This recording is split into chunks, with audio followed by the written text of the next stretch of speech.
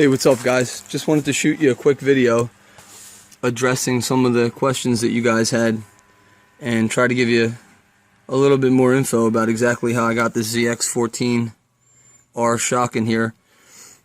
This is a 1990 VFR750, all stripped down right now for maintenance and for this shock upgrade.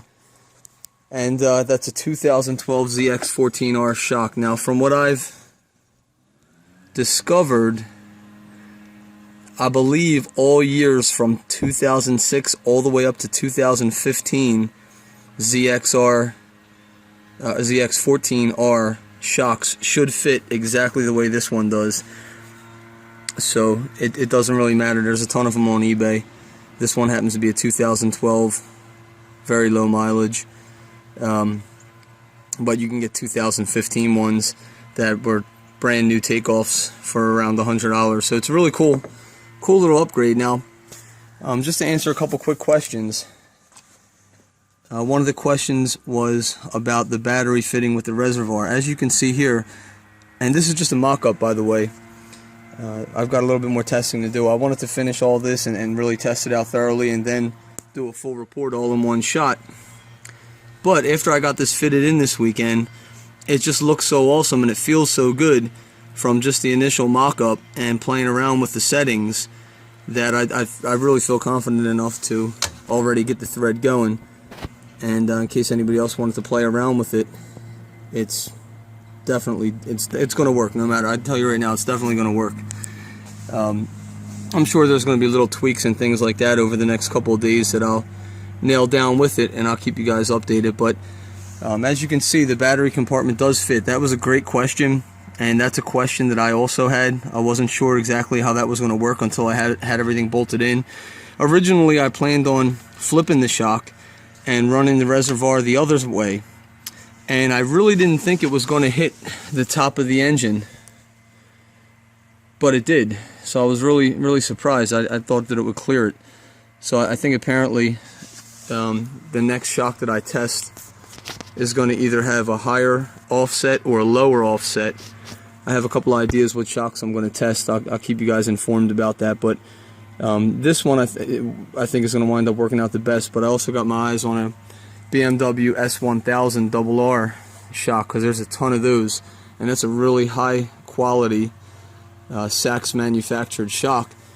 That is really, I mean, it's a top of the line shock. It's unbelievable how many people feel the need to upgrade them, but I mean, I can understand. You know, you want to really max out your machine. But anyway, putting any of these, you know, 2010 and up shocks on these 1990 VFRs is just going to make it feel like it was tuned at a pro shop.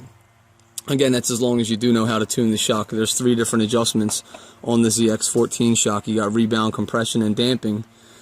Rebound, compression, and preload, and you really want to understand how all of them work. Now, it's not rocket science, it's really simple, guys. But at the same time, you do need to understand what each one does, and more importantly, you need to understand what you want to get out of it. There's no right setting. A lot of guys will have you believe that there's one setting that works for your weight or whatever, but it really comes down to your riding style, how you enjoy riding, and where you ride. The type of road you're riding on has a lot to do with it. Okay, now, getting back to this though, I'm going to do a full instructional video and show you guys exactly what I did, but I just want to get this out there to hit you up with a couple of your concerns. I know you're anxious, a lot of you guys are anxious to see how this goes.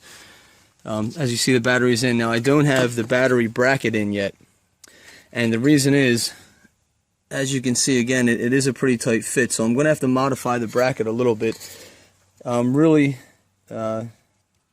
excited to see how well the battery does fit, because at first I thought I might have to relocate the battery, and it winded up fitting great, because remember, initially I planned on flipping the reservoir the other way, and when I realized I couldn't do that, my next thing, I just automatically figured I was going to have to relocate the battery, but that's not going to be an issue, so that's really awesome. It does in fact fit. Now, the bracket, one thing I'm going to have to do is relocate the starter relay to the other side of the bracket, and that shouldn't be a big deal. But it may even be high enough. I haven't tried it with the bracket in there yet. I mean, all this is hot off the press, so I'm giving it, I know you guys are anxious and I'm giving it to you as I'm going through it, but I'm going to go through this. I mean, I just mocked it up real quick so I could play around with the settings for my weight, trying to nail down how I like it. But this may actually work. I may be able to just bump the starter relay up a little bit, or even turn it this way. You know, instead of straight up, I may be able to turn it sideways and move it over. Anyway, I'm going to do whatever I have to do, and you guys will see however that works out. Okay, so that's one question about the battery. A lot of you guys are wondering if it was a direct bolt-on and stuff like that. I mean, here's the best thing I can tell you right now. And again, just be patient. I'm going to do an instructional video. And it was really simple. From my opinion, on a scale of 1 to 10, with 1 being a very simple modification, say for example, putting on new grips. You know, if 1 would be maybe putting on new grips and end bars, and maybe a 2 or 3 might be, or maybe a 2 difficulty might be putting on new brake calipers. I would actually say that this was only about a 3, or at the most a 4. So it is, I would say it's a pretty much, for the most part, it's a direct swap. It's a pretty much a direct bolt-on, in that both of the mounts, the upper shock mount is the correct style, and the lower shock mount is also the correct style. And I'm going to get into that lower mount in a minute. I know you guys are going to have questions about the linkage, but the lower mount is also the same style clevis type mount that the original VFRs have. So all that's kosher. Now there is two little modifications you're going to have to do. So that's why it's you're going to see in the video, but it's for the most part a direct bolt-on, although you're going to have to modify it slightly, and I'll get into that in another video. And as you can see here, you guys have already probably guessed it. You can see that I drilled a hole and moved the shock linkage forward a little bit. This is what I mentioned to somebody, that this is a reversible, easily reversible modification. Now this was done last year in order to raise the factory shock up, and that's why if you look at some of the older pictures of my bike, it's lifted, and that's because that was just a quick fix in order to get it to not sag and squat so much. However, I don't really suggest doing that long term, because the handling is really not that great. A lot of guys rave about it, but I've got 4,000 miles in 6 weeks on this bike, and let me tell you something, with just the original shock on there lifted like that, it's not the most pleasant experience. Definitely better than sagging everywhere, but anyway, not something you want to do long term. But the reason why this is a really awesome modification, and this is just the factory stock dog leg here, and what we did was drill a hole and then welded on some extra material on the end, and then grinded it up all nice and neat and made it look factory. Really simple. You know, again, all this stuff, it all depends on what your skill set is. But you know, I just do all this kind of things as a hobby. I don't do this as a living. And to me, I just think all this stuff is simple. It's just not that difficult, and it doesn't cost anything. You're talking about drilling a hole, and of course, if you have a welder and you know how to weld, just welding some additional material around it and grinding it up, and then making it look that nice. Now, I don't think personally, you don't necessarily have to build up the sides of it. It looks better, and it definitely reinforces it. Although when you drill the new hole, there is plenty of room still on the top and bottom that I don't believe there'd be any structural issues. Your bolt head would be overlapping it slightly, and that's just because of how wide the washer part of the bolt head is. So yeah, it doesn't look the coolest. And there's other things you could do. Of course, you could replace the whole dog leg with a custom one.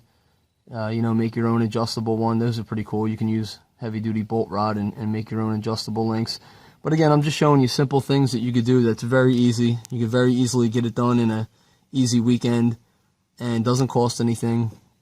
And even if you just wanted to try this, you know, if you wanted to drill a hole, and again, if you could always go back to your original hole anytime you want to. And if you're not comfortable with welding, hey, look, man, this is all up to you guys. Do whatever you want. But to take this off and bring it to any machine shop, I don't care where you live, and show them all you want done is a hole drilled and for the end to look, you know, like this. If you were to just show them a picture of this and tell them to do that to your dog leg, I don't know what the going prices are for that stuff, but I mean, it's come on, how much can they charge? I don't know, 20 bucks, 25 bucks, depending on where you live. So there's a lot of ways, and there's no excuses here. You could do it yourself. If you're not comfortable with it, take it somewhere and have it done. This is just really cheap stuff, but for me it was all free because I had the products to work with. Anyway, again, I didn't want to get all into everything I did now. I just don't have the time at the moment, but I will get that instructional video up. I took a whole lot of pictures with the shocks side by side and all that jazz while I was doing it, and I will get all that up there for you guys. So I just want to really spend a little bit more time right now tweaking this and playing with it and getting it back together and taking it for a few more rides around the block. So I'm going to wrap that video up for now. You guys can comment, and I'll try to comment back on the forum as fast as I can. But I thought this might do you guys some good. Oh, another thing, can't remember if I mentioned it or not, but I didn't even install the back of this yet. So as you can see, the back of the undertail here, the battery tray, that's got to get pushed up another inch or so to get mounted back up the right way for the final. Now when I push that up, you know, just looking at the basic geometry of it, when you push that up, that's going to pull the battery even further back, just slightly. I mean, not a major difference, but if anything, that'll open that gap up a little bit more than it already is. So that's where I'm at. That's where we're looking at. Just a really, really awesome option for upgrading your rear end. Now, there's one more thing I'll mention now is there's a few reasons why I chose to try the ZX-14R shock first. Like I said, if you've read the forum, I've got an A-list put together, so to speak, of a whole bunch of really great possible swap candidates for this setup here. And I believe all of them will work. You know, some of them may work faster and easier. Some of them may require a little more modification. However, from the time I spent looking it up and looking at different shock styles and measuring things, and the list that I have should be, for the most part, all, you know, 2, 3, and 4 level difficulty kind of stuff. You know, out of a 10, 2, 3, or 4, meaning pretty simple.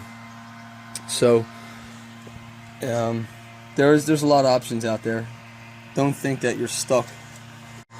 If you guys think of anything I'm missing here, only other thing I want to mention too, look at this, I meant to make like a 2-minute video, so got to wrap this up now, but the only other thing I want to mention, just to be clear, I want to be 100% clear, I did 0 modifications to the frame or any other parts of the bike itself. Okay, so I did not modify the bike at all, other than the dog bone, just adding that hole.